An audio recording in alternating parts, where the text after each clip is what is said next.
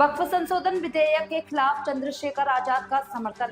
Azad Samaj party के अध्यक्ष चंद्रशेखर आजाद ने कहा कि उनकी पार्टी शुरू से ही वक्फ संशोधन विधेयक 2024 के खिलाफ रही है और उन्होंने जेपीसी में शामिल करने की मांग भी की थी।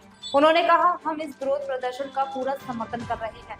ऐसे विवाद चलते रहे तो SC/ST के बुनियादी मुद्दों पर चर्चा नहीं होगी। जिस दिन से ये बिल पार्लियामेंट में इंट्रोड्यूस हुआ था उस दिन से लेके और फिर इस पे जेपीसी बनी, मैंने मांग की थी। हमने पहले दिन भी विरोध किया जब इंट्रोड्यूस हुआ, फिर मैंने जब जेपीसी बनी उसमें मांग की कि मुझे उसमें रखा जाए। उसके अलावा जहां जहां ये जेपीसी की टीम गई है, कमेटी गई, वहां हमारी पार्टी ने ज्ञापन देकर इसका विरोध किया, चाहे वो झारखंड में हो या बिहार में हो।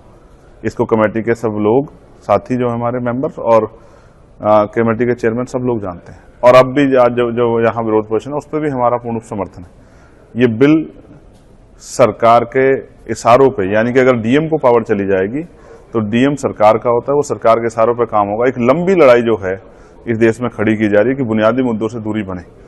जब इस तरह के रोज विवाद होंगे तो जो SC/ST OBC के बुनियादी मुद्दे हैं वो बुनियादी मुद्दों पर चर्चा नहीं होगी, रोटी कपड़ा मकान पर चर्चा नहीं होगी। और एक हिंसक समाज बनाने के लिए और मुसलमानों के जो हक है उनको लूटने का प्रयास सरकार कर रही है।